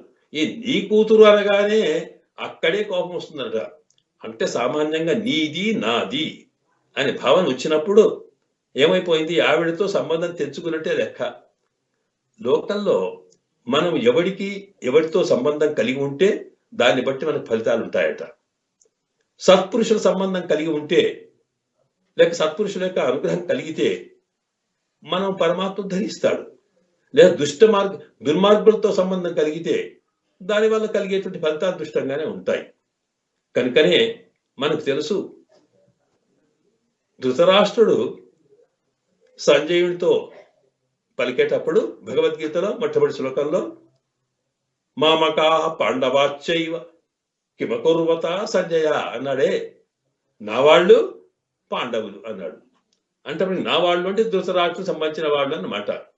ఆ ధృతరాష్ట్రునికి ఉండేటువంటి స్వార్థము, గుడ్డి ప్రేమ, దీని ప్రధానంగా ఉండేటువంటి కౌరవుల మీద ప్రభావము, ఇవన్నీ చూచినప్పుడు దాని ప్రభావంగా కౌరవులకు ఏం జరిగిందో తెలుసు మనకి. అలాగే పాండవులు కృష్ణ ఆశ్రయాహ కృష్ణ బలాహ, మొత్తం కృష్ణుడే ప్రాణము, కృష్ణుడే సర్వస్వం, కృష్ణుడిని ఆశ్రయించిన వాళ్ళు కనుక ఆ పాండవులకు సంబంధించిన కృష్ణ తత్వం సంబంధం కలవాళ్ళు కనుక వాళ్ళకి విజయం కలిగింది. అందువల్ల మనకి శాస్త్రంలో ఒక మాట చెప్పింది, పశువు పక్షి మనుష్యో వా ఏ చ వైష్ణవ సంశ్రితాః తేనైవ తే ప్రయాస్యంతి తద్విష్ణో పరమం పదం. పరమపదం పశువు గాని పక్షి గాని మనుషులే కాదు, జ్ఞానులు గాని అజ్ఞానులైనా సరే ఎవరికైతే భగవద్భక్తులతో సంబంధం కలిగి ఉంటుందో, ఎవరిపైన భాగవతోత్తముల యొక్క కృప ప్రసరిస్తుందో, అలాంటి వాళ్ళకి వాళ్ళు ఏం చేయకున్నా తేనైవ తే ప్రయాస్యంతి, ఆ భాగవతోత్తముల యొక్క కృపా ఫలితంగానే వాళ్ళు తద్విష్ణు పరమం పదం, పరమపదం పొందగలుగుతారు. అంటే వాళ్ళు ఏ తపస్సులు ధ్యానాలు చేయవలసిన అవసరం లేదు. ఒక్క శ్రీ వైష్ణవుడు లేదా ఒక్క భాగవతోత్తముడు, ఒక భగవద్భక్తుడితో సంబంధం కలిగి ఉంటే చాలట. కనుక అలా సంబంధం లేకపోతే చెడిపోతారు. కనుక ఇక్కడ ఉన్మహల్ అన్నది ఒక్కసారి, మాకు ఇంతకాలం ఉందే, ఇక నీ కూతురు మాకు సంబంధించిన ఆవిడే కాదు అని కోపంతో అంటే అని అక్కడ తాను ఊమయో, అదే మూగనా మాట్లాడదే, అన్ని చెవుడో, ఇంతసేపు చెప్తే చెవిటిదా, చెవులు రావా, లేవడం లేదు ఎందుకు? ఊమయో అన్ని చెవుడు ఆనందలో, తానేంటి అన్న మత్తు పదార్థం వేసుకుని పడ్డదా? ఏమ పెరుంతుయల్ మదిరప్పట్టాలు, మరెవరైనా సరే ఇంత మంత్రం వేసి ఎవరో కదలకుండా చేస్తున్నారా? ఈవిడకి అనుమానం అంతా ఏంటంటే ఈమె ఇన్ని రకాల చక్కని అలంకారాలు చేసి ఇంత చేసిందంటే కృష్ణ భగవానుడు వచ్చి ఉంటాడు. ఆ కృష్ణ ఆనందం అనుభవించడంలో ఆవిడ మేము చెప్పింది వినడం లేదు అనుకొని బహుశా కృష్ణుడే ఈమెను పలకకుండా ఆపి ఉంటాడు అనే దృష్టి వచ్చి ఏమ పెరుంతుయల్ మదిరప్పట్టాలు, ఏమప్పట్టాలు ఎవరు ఆపుతున్నారా అని చెప్పి ఏమిటి మీ కూతురు లక్షణం ఏమిటి అని అడిగారు అనమాట. అంటే ఇక్కడ ఏమిటి, ఇలాగా భక్తి కలిగి ఉండి అంతకన్నా ముందు ఉత్తమమైనటువంటి కృష్ణ తత్వం, కృష్ణ ఆనందం పొందినటువంటి, కృష్ణ భగవాన్ని ప్రేమకు పాత్రమై ఉన్నటువంటి ఉత్కృష్టమైనటువంటి ఉన్నతమైన గోపికను ఇలాగా పనికిరాని మాటలతో అనొచ్చునా అంటే ఇక్కడ ఒక చమత్కారం ఉంది. అదేంటంటే దీనికి మనకు అలంకార శాస్త్రంలో నిందా స్తుతి అని ఒకటి ఉంది. స్తుతి నింద, నిందాస్తుతి. స్తోత్రం చేస్తున్నట్టుగానే తిట్టడం స్తుతి నింద అంటాం. నిందాస్తుతి అంటే నిందిస్తున్నట్టుగానే పొగడడం అన్నమాట. ఇది ఇక్కడ ఈమెను ఆమెకుండేటువంటి కళ్యాణ గుణానుభవాన్ని వాళ్ళు మరొక రకంగా అనుభవిస్తున్నారన్నమాట. అంటే భగవత్ సంబంధం కలవాళ్ళు పరమాత్మ దర్శనం వచ్చేంత వరకు ఎలాగా పరమాత్మ యొక్క కళ్యాణ గుణ అనుభవాన్ని చేస్తూ ఆయన దివ్యలీలను పాడుకుంటూ కాలం గడుపుతారో, అలాగే అంతకన్నా గొప్పగా భాగవతోత్తముల యొక్క కళ్యాణ గుణాలను అనుభవిస్తూ కాలం గడపాలి వాళ్ళ అనుగ్రహం వచ్చేదాకా. కనుక ఈ ఉన్మహల్తాన్ ఉమయో నెచ్చగడో అనందలో ఏమపెరింతియల్ మందిరప్పట్టాలో అనేవన్నీ కూడా పైకి నిందించినట్టుగా కనిపించినా అవి స్తోత్రాలేనట. అంటే అర్థమేంటి, ఎవరైతే భగవంతుని యొక్క దివ్య అనుభవంలో ఉంటారో, అందులోని యోగముద్రలో ఉంటారో, నిధిధ్యాస ధ్యానంలో ఉంటారో, అలాంటి వాళ్లకు పరమాత్మ తప్ప మరొకటి కనిపించదు. పరమాత్మ దివ్య నామము తప్ప మరొకటి అనుభూతి కాదు. అలాగే బయట ప్రపంచంలో ఏది వచ్చినా వినరాదు, కనరాదు. అంతటి లీనత కలిగి ఉంటుంది అన్నట్టుగా మీ గోపిక పరమాత్మ మీద ఎంతగా ధ్యానంలో ఉంది అంటే, మేము బయట మాటలు వినకుండా, బయట విషయాన్ని తెలియకుండా, కదలకుండా ఉన్నటువంటి ఇంత అద్భుతమైనటువంటి లీనంలో ఉన్నటువంటి తల్లి అని అర్థం అన్నమాట. అంటే పరమాత్మ ధ్యానంలో ఎంత ఏకాగ్రత కలిగి ఉందో, బయట ప్రపంచంలో ఉండే విషయాలు తెలియకుండా ఉండడం అనేది వాస్తవమైన ధ్యానానికి ముఖ్య లక్షణం. కనుక మనం ధ్యానం చేసేటప్పుడు ఎలా ఉండాలి అంటే, దేని మీద ధ్యానం చేస్తామో దానే ధ్యాస అంటాం మనం. మన ధ్యానాన్నే మన మాటల్లో ధ్యాస. నీకేం ధ్యాస లేదా అంటామే, ఆ ధ్యాస దేని మీద ఉంటుందో ఆ ధ్యాస ఉన్నప్పుడు బయట ప్రపంచంతో సంబంధం తెలియదు. కనుక అంతటి లీనమైన స్థితినే పరమాత్మ తాను ఇష్టపడతాడు. కనుక ఆ కృష్ణతత్వంలో లీనమైంది నిజంగా ఎంత గొప్ప మహత్తురాలో అని ఒక రకంగా పైకి తిట్టుతున్నట్టుగా కనిపించిన ఆమెకు ఉండేటువంటి అంటే పరమాత్మ విషయమే వినడం, పరమాత్మనే దర్శించుకోవడం, పరమాత్మ కోసమే తాను అక్కడ స్థిరంగా ఉండడం అనేటువంటి అంకిత భావాన్ని ఇందులో స్తుతి చేయడం జరిగిందన్నమాట. ఇలా చెబితే మరి ఏం చేయమంటారు ఇక్కడ అంటే ఏమీ లేదు. అప్పుడంది అట్లా కాదు, ఆవిడకి ఒకటే మందు, కృష్ణుని మీద ప్రేమ ఉంది గనుక, కృష్ణ తత్వం ఉంది గనుక, కృష్ణ నామం ఎక్కడొచ్చినా సరే కృష్ణుని పలికే వాళ్ళు చెవులు పడితే కానీ ఆమె లేవదు, మేలుకోదు కనుక ఒకసారి భగవన్నామం చెయ్యండి, ఆమెకు కళ్యాణ గుణ అనుభవం ప్రధానమైంది అని చెప్పేటప్పుడు అలాగా అయితే సరే అనుకొని మొదలుపెట్టారు. మామాయన్ మాధవన్ వైకుంఠ్ అని చెప్పి తాను చెప్పేటప్పుడు ఉన్మల్తాను అందించగడో అనందలో ఏమప్పెరింతి మొదలుపెట్టారు. మామాయన్ మాధవన్ వైహుందన్ అని ప్రారంభం చేశారు. ఇక్కడ కూడా మనకి అంటే భగవన్ నామస్మరణనే సర్వ విధముల పరమాత్మ యొక్క అనుగ్రహం రావడానికి ప్రధానమైంది అని ఇంతకు ముందే మనకు ఆండాళ్ తల్లి చెప్పింది. అయితే ఆ నామములో కూడా ఒక్కొక్కరికి ఒక్కొక్క రకమైన నామం ఇష్టం ఉంటుంది. అంటే తన ఇష్ట దైవం అంటూ ఒకటి ఉందే, ఒకరికి రాముడు అంటే ఇష్టం, ఒకరికి కృష్ణుడు అంటే ఇష్టం, మరొకరి ఇంకొకరు దైవతా స్వరూపం అంటే ఇష్టమే. అలాంటి దేవతను ఇష్టపడ్డ వాళ్ళు ఆ దేవతకు సంబంధించిన నామాలు, ఆ దేవతకు సంబంధించిన చర్యలు వినడానికి చూడడానికి ఇష్టపడతారు. అలాగే ఇక్కడ కూడా ఈవిడ కృష్ణ తత్వంలో ఉంది కనుక ఆ కృష్ణ స్వరూపాన్ని చెప్పడం కోసం మామాయన్ మాధవన్ వైహుందన్ అని ప్రారంభం చేశారు. మహామాయ వైకుంఠ అనేటువంటి మనము విష్ణు సహస్రనామాల్లో ఆ ఉండేటువంటి నామాలనే ఇక్కడ ఉట్టంకిస్తూ గోపికల ద్వారా ఆండాళ్ తల్లి తాను అనుసంధిస్తుందన్నమాట. ఇక్కడ మామాయన్ అంటే మహామాయా స్వరూపుడు, మాయనై అని ఇదివరకే చెప్పింది కదా.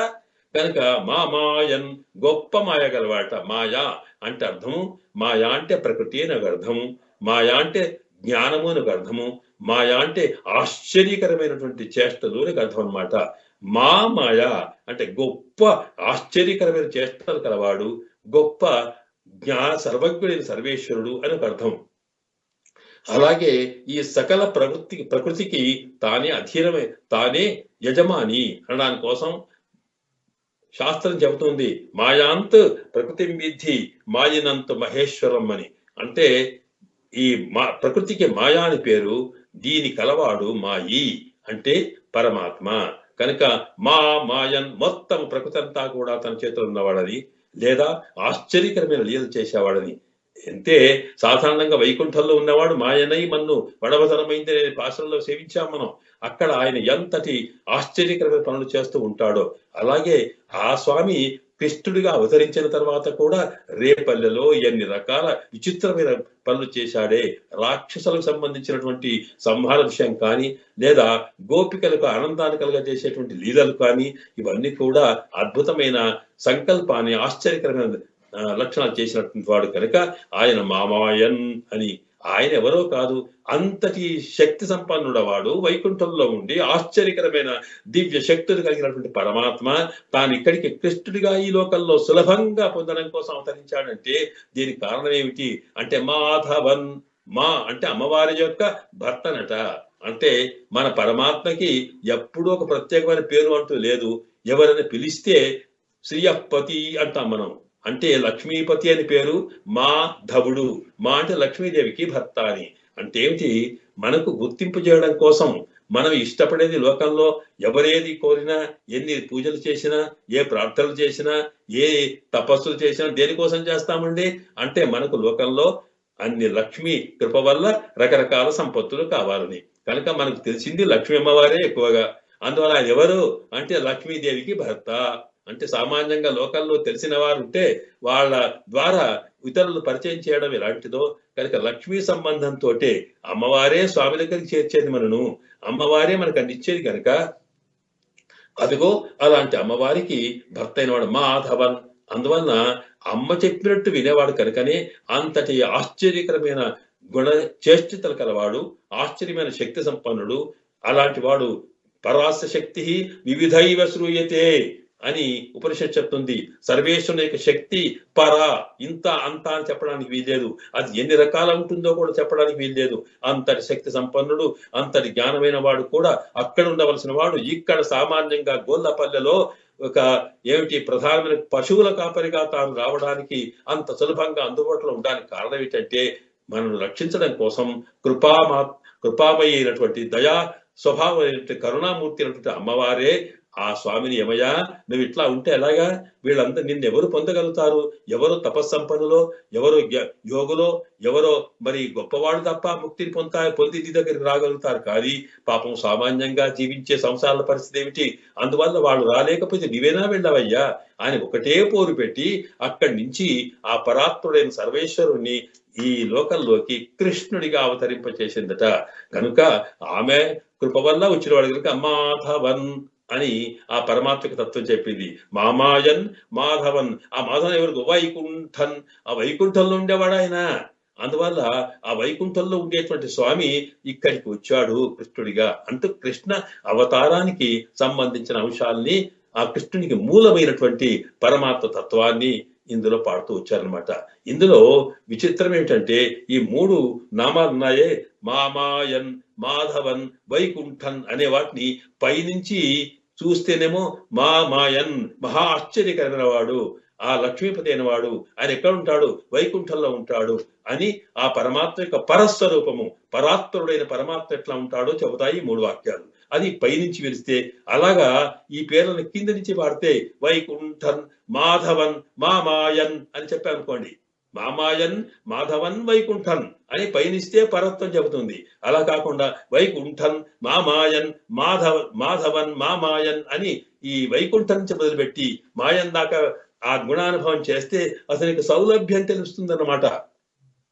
అంటే కృష్ణతత్వం వైకుంఠంలో ఉండేటువంటి స్వామి శ్రీయపతి అయినటువంటి వాడు ఆశ్చర్యకమైనటువంటి లీలలు చేస్తూ కృష్ణ అవతారంలో వచ్చాడు, ఎంత సులభుడు అని చెబుతూ పైనుంచి వస్తే పరత్వం, కింది నుంచి అయితే సౌలభ్యం, ఈ 2 రకాల చమత్కారంగా పైనుంచి కిందికి, కింది నుంచి పందికి మాటి మాటికి గానం చేస్తూ ఉన్నారట. మాధవన్ వైకుంఠం ఎన్ని చేసినా నవీంద్రం ఎన్ని రకాల మేము పాడాలో మొత్తం ఎన్నెన్నో నామములు ఇవే కాదు, మొత్తం విష్ణు సహస్రనామాలన్నీ కూడా అనుసంధించాం. కానీ ఆవిడ అనుగ్రహంగా రాలేదే ఏమిటమ్మా అని పిలిచారట. పిలిస్తే అప్పుడు అయ్యయ్యో, అప్పుడు ఆమె ఈ నామస్మరణ వల్ల ఆ గానానికి ఆనందానికి తెలివికి వచ్చి వీళ్ళ మీద దృష్టి కలిగి అనుగ్రహించి ఇందులో చేరింది అంటున్నారు. అంటే ఇది పైకి ఒక గోపిక, ఆమె నిద్రపోయింది, ఆ నిద్ర కోసం తాను అనేకమైనటువంటి గొప్ప మెడలో ఉంది, ఆమెకు ఒక తల్లి ఉంది, ఆ తల్లి లేపింది, ఈమెనేమో ధ్యానంలో ఉన్నప్పటికీ రాలేకున్నా భగవద్గుణగానంతో తాను వచ్చి మళ్ళీ ఇందులో చేరింది అని కథ. కానీ వెనుక ఉన్న తత్వం ఏమిటి? సాధారణంగా వీళ్ళు వెళ్ళిన తర్వాత వీళ్ళు వెళ్ళగానే తూముమణి మాడత్తు అని వెళ్ళిందేమో గోపి కోసం అయితే, మరి అక్కడ ఆ మేడను ఆమె ఆ తర్వాత ఆ మేడ లోపల కృష్ణుని కోసం ఆమె చేసినటువంటి అరేంజ్మెంట్స్, సన్నివేశం, అలంకారం, ఆ దీపాలు ధూపాలు ఇవన్నీ కూడా ఎందుకు వర్ణించినారు అంటే దీనివల్ల మన పెద్దలు సంప్రదాయాల్లో ఒక విషయం చెప్పారు. అంటే మనము ఏ తపస్సు చేసినా లేకపోతే ఏ పూజలు చేసినా చేయగలేకపోయినా ఏమి లేకపోయినా సరే కనీసము ఎక్కడైనా ఒక మహాత్ముడు భగవద్భక్తుడు తాను పరమాత్మ కోసం ఎలాగా నివసిస్తాడో, ఆయన ఎట్లా ప్రవర్తిస్తాడో చూస్తే చాలు, సేవిస్తే చాలు, అది పరమాత్మ అనుగ్రహం కలుగుతుందట. అంటే అర్థం ఏమిటి? ఆయన ఒక మహాత్ముడైన వాడు, భగవద్భక్తుడైన వాడు, భాగవతోత్తముడు వేంచేసి ఉన్నటువంటి ఇల్లును చూచి, అలాగే ఆయన సన్నివేశాన్ని చూచి, ఆయన చేసే పూజా విధానాన్ని చూచి, వాటిని చూసి సేవించి దర్శించుకుంటే చాలు వాళ్ళు చేసినంత ఫలం కలుగుతోంది అని ఇది మనకు శాస్త్రాలు చెబుతున్నాయి. అందువల్ల అది చెప్పడం కోసం అక్కడ స్తోత్రం చేసింది, లేకపోతే అసూయతోటో దేశంతోటో కాదు. అలాగే ఆవిడ కూడా వీళ్ళని పట్టించుకోలేదు అంటే అర్థం కాదు. అక్కడ కృష్ణుడే వస్తే రాని అంటే గర్వంతోటో అహంకారంతోటో కాదు. అంటే ఆయనకు మనం సర్వం అప్పగించిన తర్వాత, భరన్యాసం చేసిన తర్వాత ఆయన తప్ప మరొకటి మరి మనం స్వతంత్రించకూడదు అనేటువంటి ప్రపత్తి యొక్క లక్షణం చెప్పడానికి కోసం ఆమె ఎలా ప్రవర్తించిందట. ఇంతకు ఆవిడ పడుకున్నటువంటి మేడ ఏమిటి అన్నప్పుడు ఇక్కడ భగవంతుని గురించినటువంటి జ్ఞానము, పరమాత్మ తత్వాన్ని గురించినటువంటి ప్రజ్ఞ అంటాం. ప్రజ్ఞ అంటే భగవత్ యొక్క జ్ఞానం అన్నమాట. ఆ భగవంతునికి మనకుండేటువంటి సంబంధాన్ని తెలిసిన జ్ఞానము. ఇక్కడ మేడ అన్నప్పుడు మణులు అట ఆ మణులు ఎన్ని ఉన్నాయి? మణులు అంటే మనకి మణులకి నవరత్నాలు అని పేరు. రత్నాలన్నీ కూడా 9 ఉంటాయని కదా. కనుక ఈ 9 రత్నాలనే 9 మణులు అంటాం. 9 రకాల మణులతో తయారు చేసిన ఇల్లట. ఇక్కడ 9 మణులు ఏమిటి అన్నప్పుడు మన శాస్త్రాలు ఏం చెప్తారంటే, పరమాత్మకి మనకి అష్టాక్షరి మంత్రంలో నారాయణ అనే శబ్దం ఉందే, ఆ నారాయణ అనే శబ్దంలో పరమాత్మకి జీవాత్మకి ఉన్న సంబంధం చెప్పడం జరుగుతోంది. ఆ పరమాత్మకి జీవాత్మలకి నవవిధ సంబంధములు ఉన్నాయట.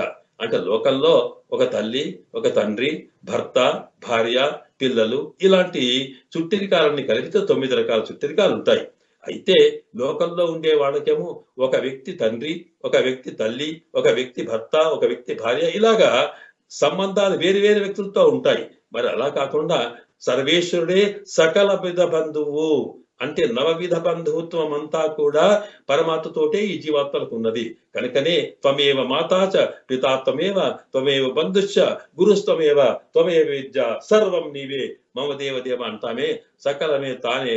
ఆ భగవద్గీతలో కూడా కృష్ణ భగవానుడు చెప్పుకున్నాడు, పితాహమస్య జగతః, నేను సకల లోకానికి తండ్రిని, నేనే తండ్రిని చెప్పుకున్నాడు. కనుక ఆ రకంగా పరమాత్మకి తర్వాత జీవాత్మకి కలిగినటువంటి ఉన్నటువంటి 9 రకాల సంబంధ జ్ఞానం ఏదైతే ఉందో, అంటే సంబంధం ఎలాగా ఉంటుంది అనుకోండి, సంబంధం కన్నా ప్రధానంగా జ్ఞానం కావాలి. పరమాత్మ మనల్ని సృష్టించాడు కనుక మనకి ఆయనకు సంబంధం ఉండనే ఉంటుంది. సామాన్యంగా ఒక తండ్రికి కొడుకుంటే లేక తల్లికి సంతానం ఉంటే ఆ తల్లి కొడుకులు తండ్రి కొడుకులు ఉండనే ఉంటుంది. కానీ ఈమె నా తల్లి, ఈమె నా కొడుకు అని జ్ఞానం ఉన్నప్పుడు మాత్రమే, తెలిసినప్పుడు మాత్రమే అమ్మా నీవు నా అమ్మవోని, నీవు నా తండ్రివి అంటాం.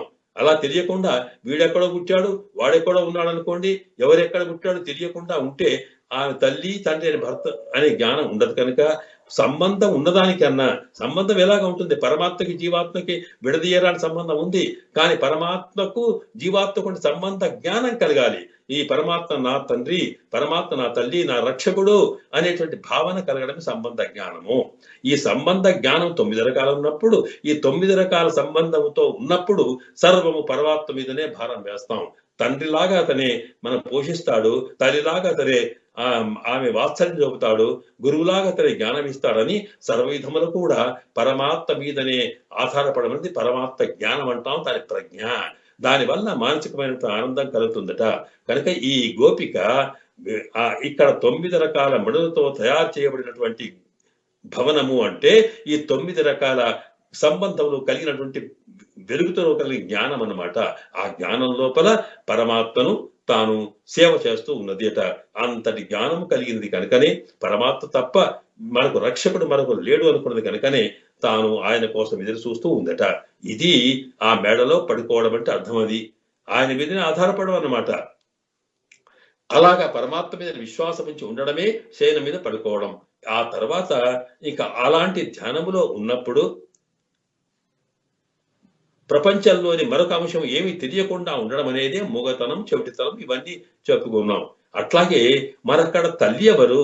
తల్లి అంటే ఏమిటి? ఇక్కడ తల్లి అంటే దృఢమైన విశ్వాసం అన్నమాట.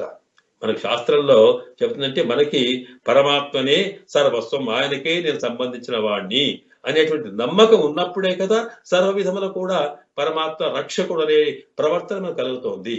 కనుక పరమాత్మ రక్షకుడని, ఆయననే సకల భారములు ఆయన మీద ఉంచుతున్నామనడానికి, ఈ జ్ఞానం కలగడానికి, ఆ పరమాత్మ సంబంధం మీద చిత్తం కలగడానికి మనకు విశ్వాసం మూలం. విశ్వాసం ఉంటేనే, నమ్మకం ఉంటేనే దాని నుంచి ఏదైనా చేస్తాం.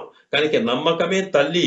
ఆ తల్లి నుంచి పిల్ల ఎలా వస్తుందో విశ్వాసం, పరమాత్మ మీద విశ్వాసంతో, సంబంధ జ్ఞానంతో దానివల్ల మనం విశ్వసిస్తున్నాం. కనుక తల్లి చెప్పడం అంటే ఇక్కడ సామాన్యంగా పట్టించుకోకపోయినా నీకున్న విశ్వాసాన్ని దృష్టి పెట్టుకొని దాన్ని పెట్టైనా అందరికీ కూడా అదే స్థితి, మనందరికీ సంబంధం ఉందనే జ్ఞానం కలిగితే చాలా గొప్ప అంటూ తెలపడం కోసం అమ్మా నీవైనా చెప్పి మేలుకొలుపు అన్నారు. అందువల్ల ఏమిటి మేలుకొల్పేది అంటే పరమాత్మతో సంబంధం ఉన్నప్పటికీ కూడా భగవద్భక్తులతో భాగవతోత్తముల గోష్ఠిలో చేరి అందరితో పరమాత్మను అనుభవించడం అనేదే ప్రధానమైన అంశము.